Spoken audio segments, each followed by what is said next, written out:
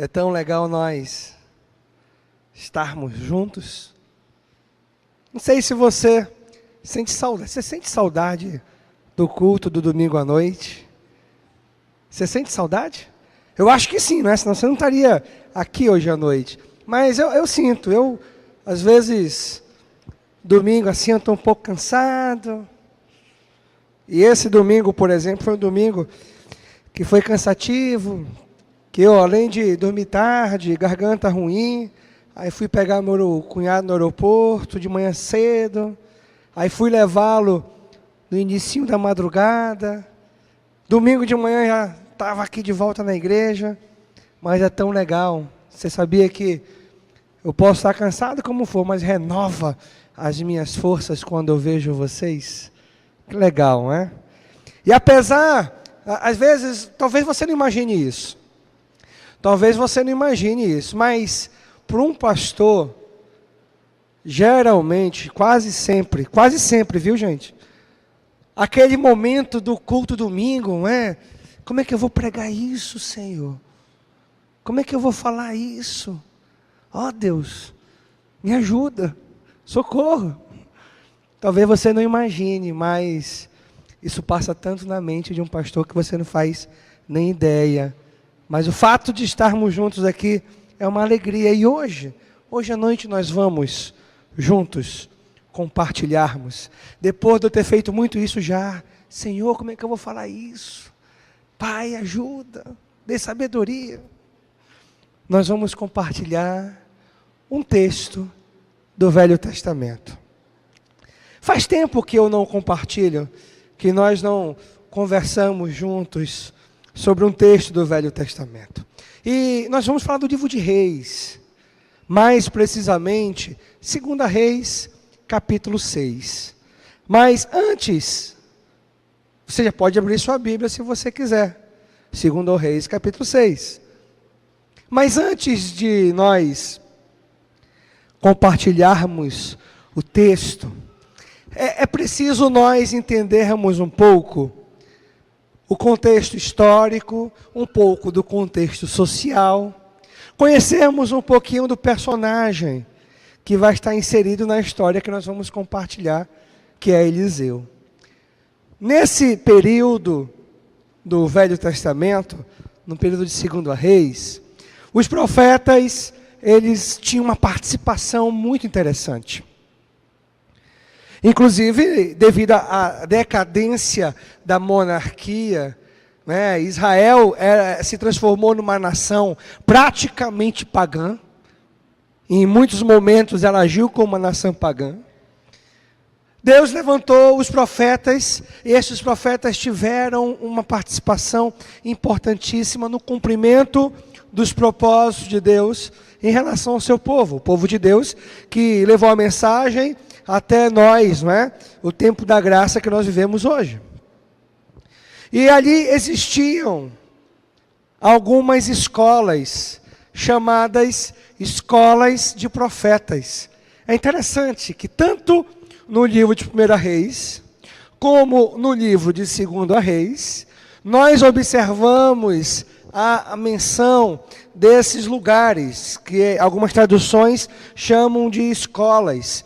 E principalmente, e na verdade eram 3 polos, como se fosse 3 polos, e onde tinham essas escolas, era em Betel, em Jericó e em Gilgal, nesses 3 lugares. E numa dessas escolas, nós vamos observar daqui a pouquinho, o texto que menciona uma delas, eles tinham, você precisa entender o objetivo por trás. Numa escola de profetas, não é para ensinar a profetizar, não, porque a profecia era um dom dado por Deus às pessoas. E se Deus deu uma dádiva divina, não é algo que eu vou aprender, não, Deus deu, e Deus havia dado o dom de profecia, e aquelas pessoas, bem provável, já tinham o dom de profecia, ou tinham o chamado de Deus para serem futuros profetas, como foi o caso de Eliseu. Eliseu, ele foi chamado por Deus, Elias o chamou, e Eliseu não era um profeta, mas ele abandonou tudo, seguiu Elias, e se transformou no maior profeta do Velho Testamento. Eu não tenho medo de falar isso para você, apesar de ser a minha percepção, mas é a percepção muito peculiar e coerente, pelo trabalho que ele exerceu. E Eliseu, além de ser esse profeta de Deus, de realizar esses milagres impressionantes que Deus fez através dele, ele era uma espécie de tutor. Ele era um supervisor dessas escolas, que tinha como objetivo passar os princípios morais, os princípios de Deus, que Deus havia deixado à nação de Israel, e para que estas escolas passavam aqueles que seriam futuros profetas, não é? Os auxiliares dos profetas que existiam naquele tempo. Então passava esses ensinamentos de geração em geração, encorajava aquelas pessoas a buscarem a palavra do Senhor. E aí que entra a vida de Eliseu. E claro, Eliseu foi o sucessor de Elias. E Eliseu, ele exerceu o seu ministério durante aproximadamente 52 anos. E é interessante que, quando ele já estava sabendo que Elias seria levado ao céu, isso aconteceu, e a Bíblia registra. E Eliseu olhou para Elias, e ele perguntou: o que é que tu queres? Me dá a unção dobrada do teu espírito. E Elias disse para ele: isso não depende de mim, isso depende de Deus. E muitas das vezes nós ficamos em dúvidas. Não sei se você... Quem já leu esse texto? Quem conhece esse texto que eu estou se referindo agora? Eu não sei se você se perguntou, mas como unção dobrada de Elias? O que significa isso? É simples. É simples de você entender. O ministério de Eliseu foi 2 vezes mais eficaz em todos os aspectos do que o ministério de Elias. Uma prova disso é que Deus fez 9 grandes milagres através de Elias. Através de Eliseu foi 18. O dobro. É interessante, não é? E é muito interessante. Ele, inclusive, ressuscitou, né, uma criança que havia morrido. E Deus foi lá através dele e ressuscitou. Tem um caso interessante, porque era um período de constantes saques, não é? E imagina só, no enterro. Participar de enterro não é uma coisa legal, não é? Você gosta? Tem alguém que gosta de participar de enterro aqui e fica... É o papa defunto, não é? Um tem biscoito para comer por ali. E o cafezinho. Tem gente que é assim, né? E ali, pessoal enterrando fora da cidade. E veio um grupo de saqueadores moabitas. Era mais ou menos hoje como se nós estivéssemos participando de um enterro no cemitério. Aí vinha um bando de arrastão, para roubar todo mundo. Meu irmão, o negócio pegou. Só sei de dizer que pegaram aquele corpo, jogaram o primeiro túmulo que viram e pegaram o beco. E adivinha qual túmulo jogaram o corpo? Você tem ideia? Qual túmulo que jogaram o corpo? Me ajuda, gente. Eliseu. Só estavam os ossos. Sabe o que a Bíblia diz que aconteceu? O morto ressuscitou. Eu fico imaginando a cena. Não é a hora boa do cara ressuscitar. Já pensou, o cara morreu. E quando ressuscita, olha para trás, um bando de saqueador, meu amigo, teve que pegar o beco também. E eu fico imaginando o pessoal na frente, olhava para trás, via um morto correndo.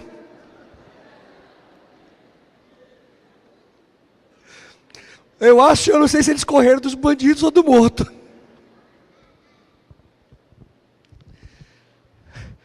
Depois que você compreendeu um pouco dessa história, nós vamos compartilhar o texto de 2 Reis capítulo 6, verso 1 ao verso 7. Só que eu não vou ler a história, eu vou contar a história para você. E a história é contada da seguinte maneira. Você pode acompanhar na sua Bíblia. Eu vou ser fiel ao texto. Eu estou olhando na Nova Versão Internacional. Mas a história é contada da seguinte forma.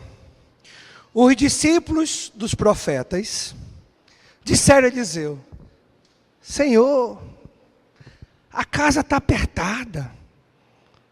Eu não sei se você, isso não está no texto não, tá? Vírgula aí, vírgula, abre um parêntese. Eu não sei se você se criou numa família pequena ou uma família grande. Quem se criou numa família grande aí? Quem se criou numa família grande? Olha, pouca gente, não é? Quem se criou numa família pequena? Quem não se criou em família nenhuma? Eu dormia num quarto. Na minha época de criança, ter ar-condicionado em casa era um luxo. Meu irmão, era um luxo. E o papai e mamãe tinham no quarto deles com muito esforço. Aí dormia eu e meus irmãos num quarto. 4 homens, meu amigo, olha, homem, mulher ainda toda cheirosinha, né? Mulher passa perfume, vai dormir, aí passa perfume, cai, tá? Para dormir. Homem, não, vem da bola suado, não é? Mamãe não está vendo, vai dormir. Pergunte para o homem do seu lado, não é assim que você fazia? Pergunte, não era assim que você fazia? Ele está mentindo para você. Ele está mentindo para você.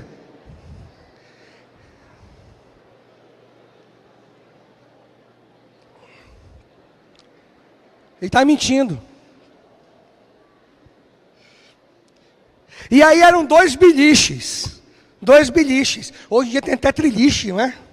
E aí o meu pai colocou um exaustor para vir o ar do quarto dele para o nosso quarto. Mas olha a maldade que o meu pai fez. Ele preocupado para ninguém ficar brechando, não é? Botou lá em cima. Aí daqui que o ar começava a encher, o ar frio é de baixo para cima, não é? Chegava lá e começava a vir. Aí quando dava umas 3h30 da manhã, eu sentia um friozinho no quarto. Mas meu amigo, quando ia dormir era suor. Aquele calor amazônico, não é? Aí, meu irmão, não é fácil, não é unção. Uns são quentes, outros são frios, não é?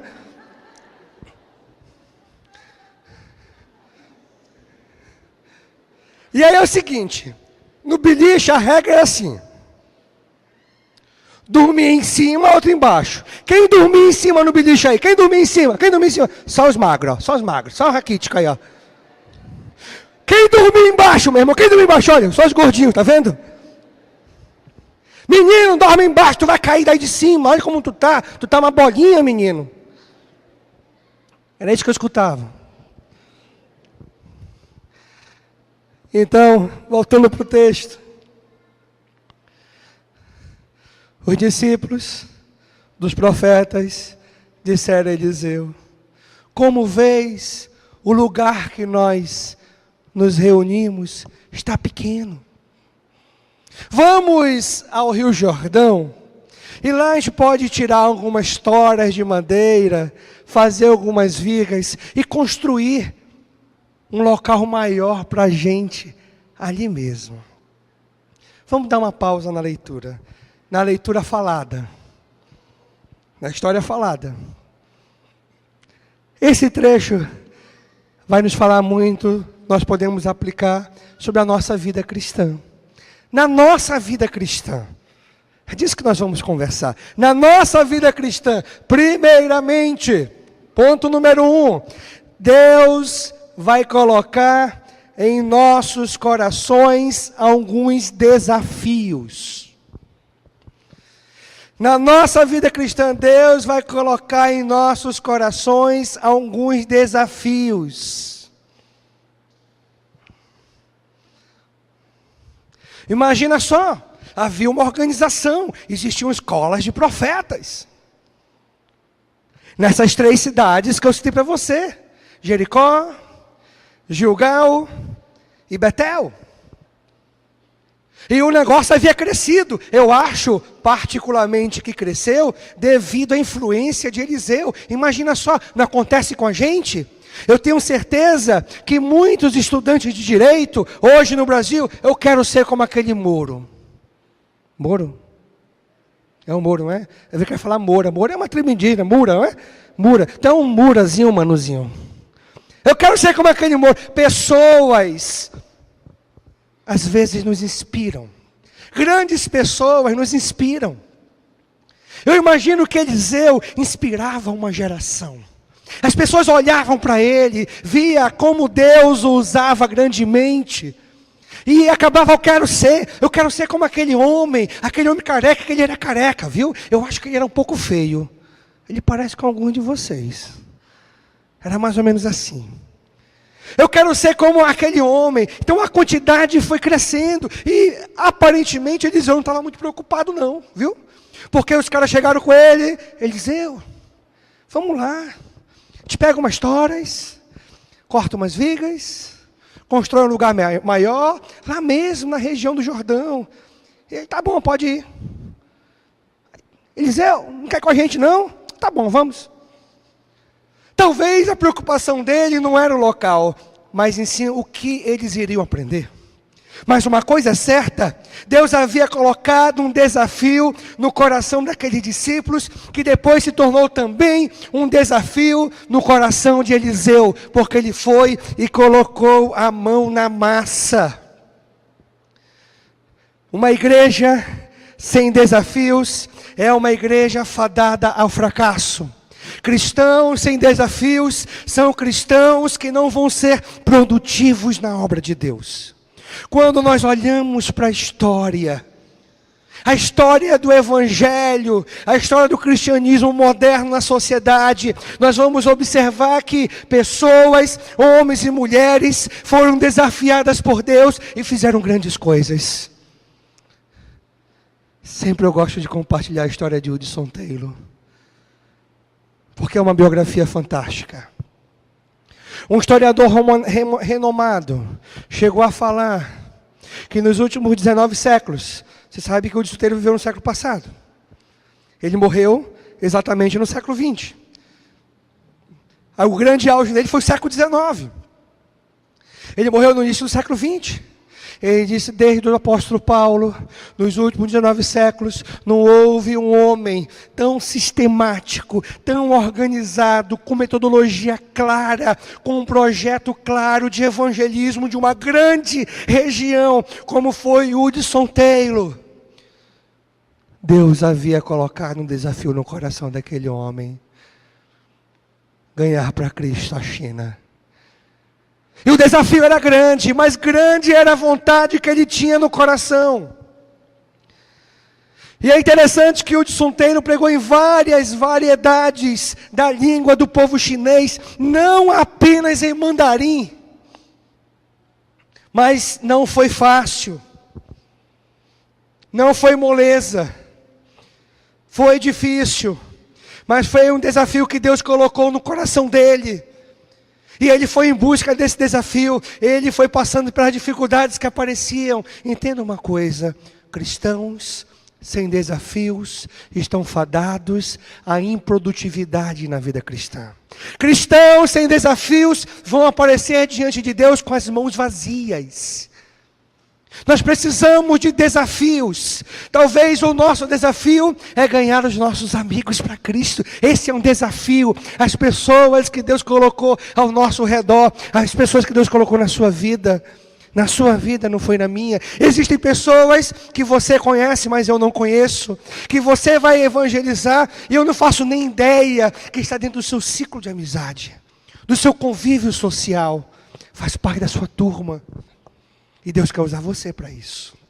Nós temos que olhar para essas pessoas como um desafio diante de Deus, que nós temos de nós levarmos a palavra transformadora. Pare de olhar para os pecados, pare de olhar para os vícios sociais que elas têm. Não, olhe para elas como pessoas a serem transformadas por Jesus. Esse é um desafio. Nós temos o desafio de ganhar a cidade de Manaus, ou parte dessa cidade para Jesus. Talvez você seja tentado a pensar, mas pastor, essa cidade é uma das capitais mais evangelizadas do Brasil. Talvez seja a mais evangelizada. Mas também é a capital onde tem mais pessoas sendo enganadas dentro de igrejas. É a capital, talvez, onde existe o maior número de pessoas frustradas, complexadas, traumatizadas com igrejas. Porque o evangelho deixou de ser pregado, é um me dá, é uma promessa daqui, é uma corrente disso e daquilo. e Jesus deixou de ser pregado. Existem pessoas na nossa cidade que vão morrer sem Jesus Cristo. Prova disso, 246 vidas tomaram decisão durante o Viva Páscoa. E eu vou dizer para você mais uma coisa, foi menos decisões do que o ano anterior, mas eu vou dizer para você com uma certeza, nós tínhamos muito mais pessoas que não frequentavam igrejas, que não eram alcançados por igrejas do que todos os anos antes. Sabe qual é o problema? Bate o medo, o que vai vir depois. As pessoas estão tão assustadas, tão complexadas, que elas primeiro querem ver, observar para ver se isso é verdade. Nós temos almas aqui para nós ganharmos. Nós temos vidas para nós ganharmos. Esta obra que nós estamos vivendo, esse é um desafio que Deus colocou no coração dessa igreja. E quando eu falo no coração dessa igreja, nos nossos corações. Sabe por que isso veio de Deus, irmãos? Se eu fosse parar para calcular quanto nós íamos ter que ter para construir tudo isso, nós nunca faríamos. Porque eu não teria fé suficiente para fazer. Mas Deus colocou esse projeto em nossas mãos. Não para ter um prédio agradável, mas para ter mais lugar, para alcançar vidas. As vidas que serão enviadas para cá. O desafio é grande. Mas com um desafio grande, também grande é a nossa luta. Nós não nos acomodamos, nós vamos estar lutando, persistindo cada vez mais.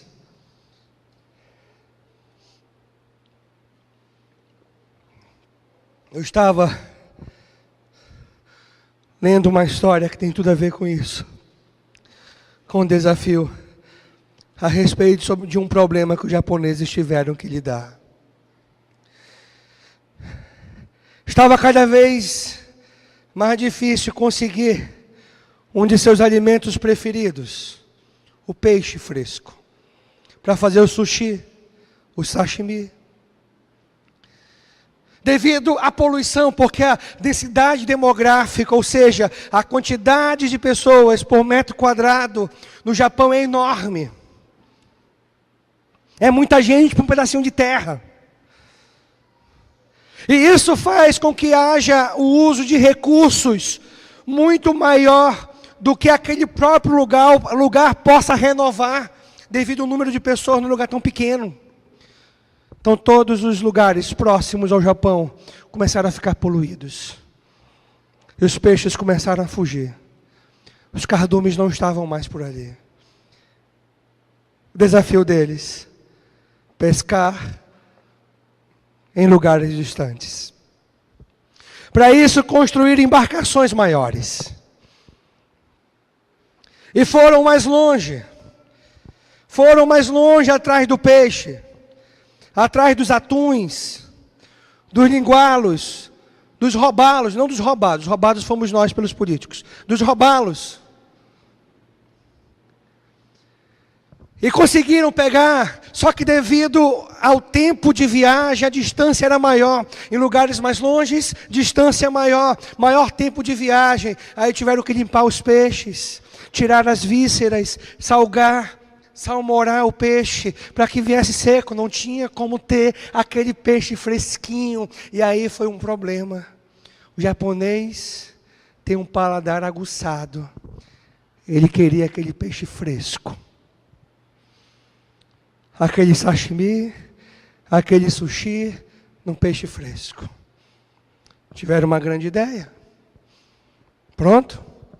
Vamos construir câmeras refrigeradoras dentro dos barcos. E vai produzir o gelo suficiente para conservar o peixe. O peixe não vai precisar mais ir para o sal. E construíram. E deu certo. Era gelo, uma quantidade enorme. E quando chegavam nas feiras, o cliente encontrou novamente um problema. O peixe, depois que vai para o gelo, não é mais a mesma coisa. Cadê aquele peixe fresco, aquele peixe agradável, aquele gosto apurado que nós tanto amamos? Foram em busca de soluções. Pareceu uma ideia brilhante. Tire as câmeras, construam tanques, piscinas, Vamos colocar água salgada dentro dos barcos, nas piscinas. Vamos colocar o peixe dentro. E vai chegar aqui vivo. E aí começaram, pronto, agora sim, agora vai para frente. Agora vai resolver o problema de vez. E colocaram o peixe dentro. Era tanto peixe que parecia uma sardinha enlatada. Só que o peixe ficou muito apertado. E o peixe acabou morrendo. Não durou muito tempo e voltou tudo para estaca zero. E a grande pergunta é agora, o que queriam fazer? Se chamassem você, o que você diria? Qual a solução que você daria? O que você iria sugerir? Você teria alguma ideia? Você diria alguma coisa? Apareceu uma ideia brilhante. Usaram a mesma piscina, com a mesma água salgada. Diminuíram mais a quantidade de peixes que colocaram dentro. Mas tiveram uma sacada brilhante. Colocaram um tubarão pequeno. E aquele tubarão pequeno, dentro daquela piscina, tentava comer tudo que era peixe. Ele conseguia comer um ou dois. E o desejo de viver, o desejo de lutar, o desafio de lutar pela própria vida, fez com que aqueles peixes sobrevivessem e chegassem e viviam no lugar.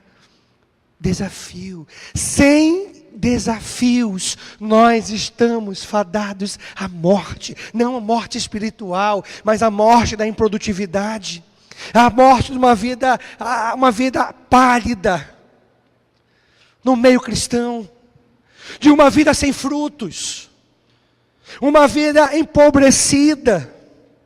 Nós temos que ter desafios, porque são desafios que fazem com que nós queiramos lutar, que nós queiramos olhar para frente. Sim, vão vir obstáculos, mas nós não vamos desistir. E quanto maior o desafio, maior vai ser a luta, maior vai ser o esforço, maior vai ser a dedicação. Maior vai ser o desejo de ver pessoas sendo salvas, de ver pessoas sendo transformadas, de ver pessoas sendo alcançadas por Jesus, de ver um prédio sendo erguido, de ver os pilares sendo levantados, de ver as salas sendo feitas. Maior vai ser o desejo em nossos corações de nós conseguirmos lutar com a ajuda de Deus por tudo isso. Vamos continuar para a história. Vou pedir a ajuda do Paulinho. Por favor, Paulo e Felipe, me ajudem aqui. Vamos continuar a história. Volte lá para 2 Reis, capítulo 6.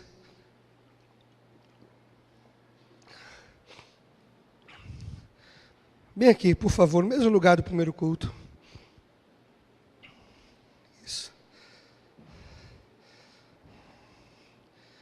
Negocinho desse tamanho, 2 machos para pegar.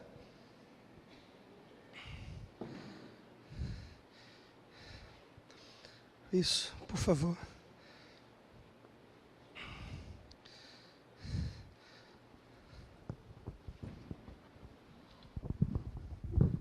Desfaça pelo menos, parece que está inteiro, ora. Pronto.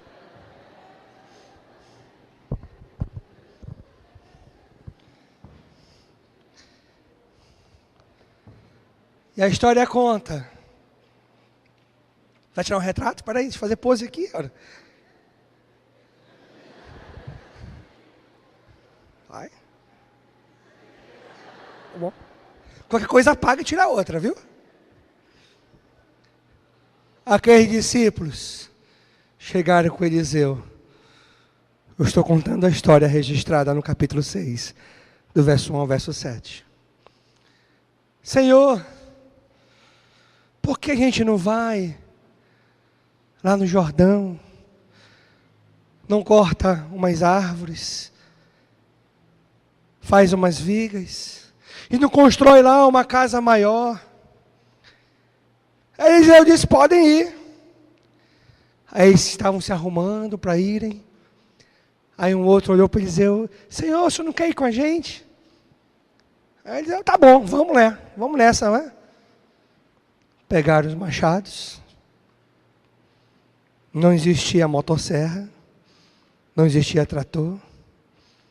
Levaram os machados e o trabalho era assim.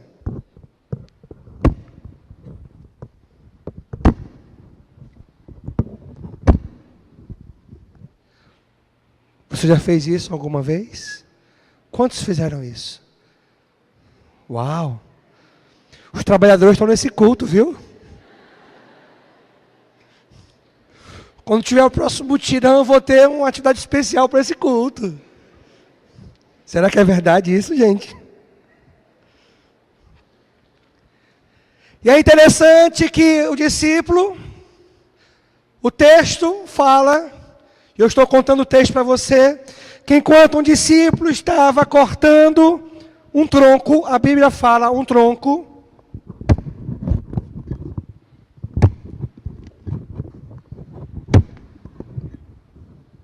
para, pastor. O machado soltou do cabo. Você teve essa experiência já alguma vez? O machado soltou do cabo? Esse aqui está muito bom, viu, Josimar? Está afiado e está bem firme. O machado soltou do cabo. Eu imagino que nessa ação, e eu entendo uma coisa, o Rio Jordão, num período do ano de transborda. Eu acredito que havia transbordado. A água é turva. A água é turva. E numa desses golpes que o discípulo dava, eu vou paralisar agora, tá? Prepara aí. Conseguiu. Pegou bem. Então tá bom. Vai pro Face, gente. Num desses golpes, o machado solta e vai para dentro da água.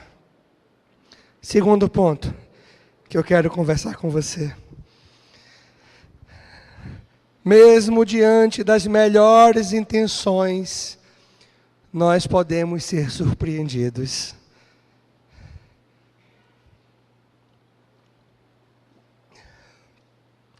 Mesmo diante das melhores intenções, nós podemos ser surpreendidos.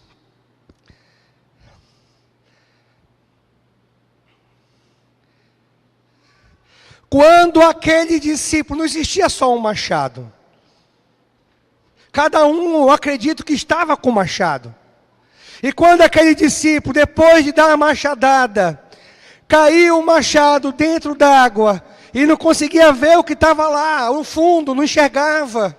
Ele gritou: "Ah, meu Senhor, o machado era emprestado." Talvez você olhe para esse texto hoje e você não entende o tamanho do susto. Mas é simples. Primeiro, eram pessoas que não tinham grandes posses. Segundo, esse instrumento, naquele momento, era um instrumento extremamente valorizado. O ferro era a base para as ferramentas que eram utilizadas manualmente, na força humana. Não existiam serra elétrica, motosserra. E uma coisa a mais, era um momento de escassez. Não estava no auge da nação de Israel.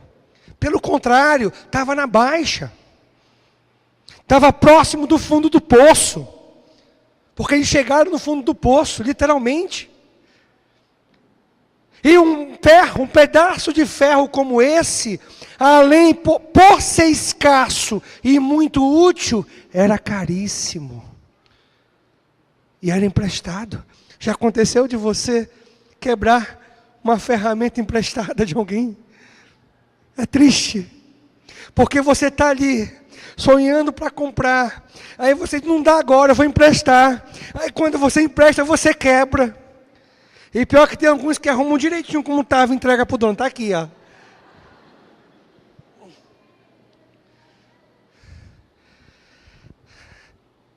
Deixa eu fazer uma pergunta para você. Esse discípulo estava com boas intenções ou não estava? Estava. Era uma ação nobre ou não era? Era, ele estava trabalhando para o Senhor. Se fôssemos trazer para os nossos dias de hoje, seria como construir uma igreja. Era uma ação séria, era um ato nobre, louvável. Agora imagina só, naquele ato nobre, louvável, trabalhando para o reino de Deus.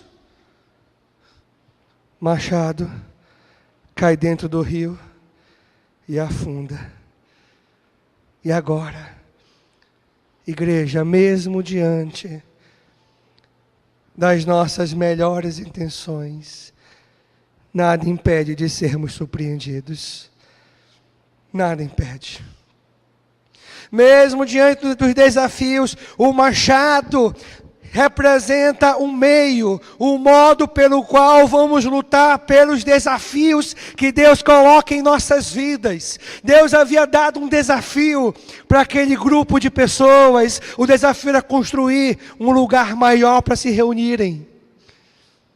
Deus deu o machado era o instrumento que eles tinham para alcançar o desafio. E imagina o instrumento que você tem para alcançar os desafios que Deus coloca em sua vida. Agora esse instrumento vai a fundo e você não consegue ver nada. O problema dele não era porque ele não sabia nadar, o problema era que ele não estava vendo onde estava, a água estava turva e era fundo, não tinha mais o que fazer. Você acha que Hudson Taylor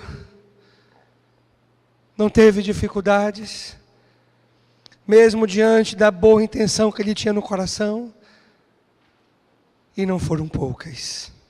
A primeira foi a financeira. A missão que havia enviado e prometido sustento, abandonou logo no início da jornada. E agora na China, em Xangai, olhava para um lado e para o outro. E agora o que é que eu vou fazer? Você acha que não bateu a dúvida? Você acha que não bateu o medo? Você acha que não bateu o desespero? Você não acha que não passou a pergunta: o que é que eu estou fazendo? Eu tomei a frente de Deus, foi eu que me enfiei nesse caminho, isso não veio de Deus nada. Com certeza, frustrações, dúvidas vieram à mente. Porque o machado dele estava no fundo do rio e não conseguia ver nada. Há mais ou menos 2 anos atrás, um pastor contou uma experiência que viveu no ministério dele. E naquele momento completava 10 anos. Ele, a esposa, uma filha criança pequena, receberam o desafio de pastorear uma igreja num país extremamente islâmico, de maioria islâmica. Aquela igreja mais parecia uma fortaleza. E a casa deles era dentro daquela igreja. Era dentro daquela igreja. Quando iam sair, tinham que estar atentos, porque era iminente a possibilidade de um ato terrorista, de um atentado contra a vida dele, da esposa e da filha. Todas as vezes que iam ter que sair de carro, eles tinham que olhar de um lado, de outro, tinha que ver se não tinha ninguém. Existiam seguranças que tentavam protegê-los, devido ao perigo tão grande que passava, rondava a vida deles. No final de manhã, a esposa entra no carro, ele olha de um lado, olha de outro, tudo bem, sem problema. Ela entra no carro e vai pegar a filha que estudava a poucas quadras depois da igreja. Mas era tão perigoso que não valeria a pena correr o risco de ir andando.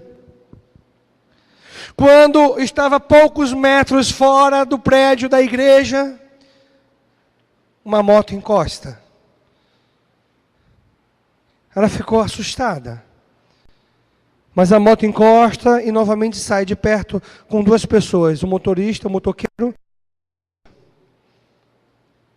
E ela achou que aquilo foi um acidente acaso, mas não. Na porta do passageiro, eles haviam colocado uma bomba com um imã que fez com que ela ficasse fixa ao carro. Isso foi verídico, viu, gente? Isso foi real. Quando ela chega na frente do colégio, que a criança abre a porta pela parte de fora do carro, a bomba é acionada. Não deu nem sequer tempo da criança entrar no carro, só ouviu-se uma grande explosão. E aquele pastor que estava dentro da igreja, lá no local onde ele morava, ele escutou aquela explosão, a primeira coisa que ele pensou foi com a minha esposa e com a minha filha. Saiu correndo da igreja. E quando ele chegou no local, lá estava o carro todo destruído, a esposa desmaiada para um lado, e a filha com o corpo totalmente desfigurado, dada como morta. Ele pegou a criança nos braços, levou para o pronto-socorro, e naquele dia que ele estava contando essa história, naquele congresso, faziam 10 anos que aquilo havia acontecido. E perguntaram, olharam, onde está a sua filha? Lá estava agora uma jovem sentada numa cadeira de roda, sem braços, sem pernas, e louvando a Deus, cantando a música, dizendo que grande era o Senhor. Um louvor que vinha do coração e que ninguém entendia. E perguntaram dele, e agora, pastor? Depois de 10 anos. Depois de 10 anos, a igreja cresceu 10 vezes. De 60 para 600 pessoas. Porque os muçulmanos daquele local viram a maldade que fizeram, quiseram abandonar aquela linha que viviam e abriram o coração para Jesus. Esse foi o resultado. Mas enquanto tudo aquilo estava acontecendo, o que aquele pastor via é que o machado estava no fundo do rio e não via esperança, não via luz, não enxergava nada, só sabia que estava mais ou menos por ali. Era somente isso que ele tinha em mente, mais nada. Nós vamos nos sentir assim, irmãos, muitas vezes. O machado vai estar no fundo. E nós não enxergamos nada. Só vai bater o desespero. Muitas das vezes o medo vai atacar os nossos corações. O desconhecido. Você não acha que muitos dos grandes missionários de Deus, dos grandes homens de Deus, já não tiveram momentos de depressão, depressivos, de profunda tristeza, devido aos abalos da vida? As dificuldades do ministério? Os desafios que tinham pela frente, nos momentos que os machados estavam afundados, e não via solução, não tinha para onde ir, com certeza, mas nesses momentos nós temos que fazer como aquele jovem discípulo dos profetas, clamar, ele clamou a Eliseu, nós temos que clamar a Deus, são nesses momentos que nós vamos clamar, Deus nos ajude, Deus nos abençoe. Talvez o machado que você esteja enfrentando hoje é o machado do desemprego. Está lá no fundo do rio. Essa crise que está passando pelo Brasil, está acabando com todo mundo. E você estava lutando, trabalhando, servindo, construindo, cooperando. E do nada, você fazendo tudo corretamente. Tudo para glorificar a Deus. Tudo para o nome de Jesus ser glorificado na vida das pessoas. O seu machado foi para o fundo do rio.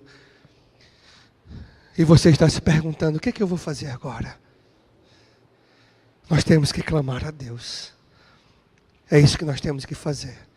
Nós temos que orar a Deus. É isso que nós temos que fazer.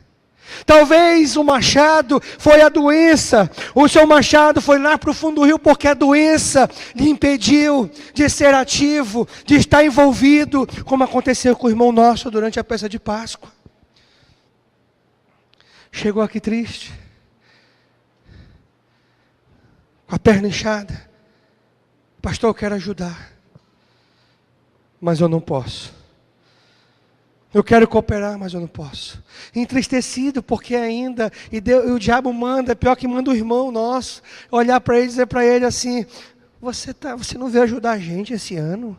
Você não está fazendo nada na igreja? E ele com a perna inchada, triste, para baixo, na força, querendo ser útil e não podendo fazer nada. O machado se encontrava e ainda se encontra no fundo do rio, mas já começou a flutuar. Ou no caso dele, o machado já começou a flutuar. Nós temos que clamar a Deus. E aí vai vir um terceiro ponto, terceiro e último ponto, que eu quero compartilhar com você, porque o machado estava lá no fundo do rio. Interessante que Eliseu, o profeta, pediu para ele trazer uma vara. Traz uma vara. E perguntou dele: por onde foi que o machado caiu? Me diz aí. Eu acho que ele só tinha ideia do lugar. Eu acho particularmente que ele não tinha certeza. E ele falou: foi por ali. Eu nunca vi. Isso não tem explicação física. E Eliseu pegou uma vara. Eu acho que era uma vara seca. E jogou na direção onde havia apontado, que o machado havia afundado, e o machado flutuou. Sem ter atração, não era um imã, não era polos negativos com polos positivos sendo atraído, era madeira e ferro. Começou a flutuar. Terceiro e último ponto, eu quero compartilhar com você. No momento certo, quando clamamos, no momento certo, o machado vai flutuar. No momento certo, vai flutuar. Não é no meu tempo, não é no seu tempo, não é quando nós queremos, é no momento certo, no momento de Deus, vai flutuar. O problema é que nós somos apressados. Esse é o problema. Nós não conseguimos ver lá na frente, só vemos o imediato, o aqui e agora, mas Deus vê tudo. Se o machado, irmão, afundou, está na hora de nós orarmos, clamarmos a Deus, que no momento certo esse machado vai flutuar. E Eliseu disse para aquele discípulo: estica o braço e pega. E Deus vai falar para você: estica o braço e pega. O machado está de volta. O emprego foi restituído. Os negócios voltaram a melhorar. As coisas voltaram a acontecer. No momento certo. Não no nosso momento. Eu tenho uma pergunta para fazer para você. O machado afundou? Está lá no fundo? Então, vamos orar. E eu convido você a baixar a sua cabeça agora, para nós orarmos. Vamos orar ao Deus que faz flutuar o machado. Pai, o Senhor conhece esse povo. O Senhor conhece intimamente. O Senhor sabe do que precisamos mais do que nós mesmos.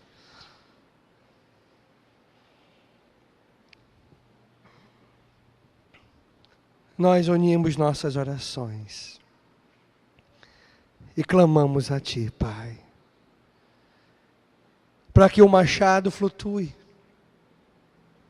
O Senhor sabe qual é o machado de cada um que está no fundo do rio. Nós não sabemos como, mas sabemos que o Senhor age de uma forma milagrosa. Nós não sabemos quando, mas nós sabemos que o Senhor faz no tempo certo, não na nossa pressa. Mas sabemos que temos que clamar a Ti, e a Ti clamamos. Nós clamamos no nome do Teu Filho Jesus, Senhor, pedindo a Ti que o machado flutue. no nome de Cristo. Amém. Amém.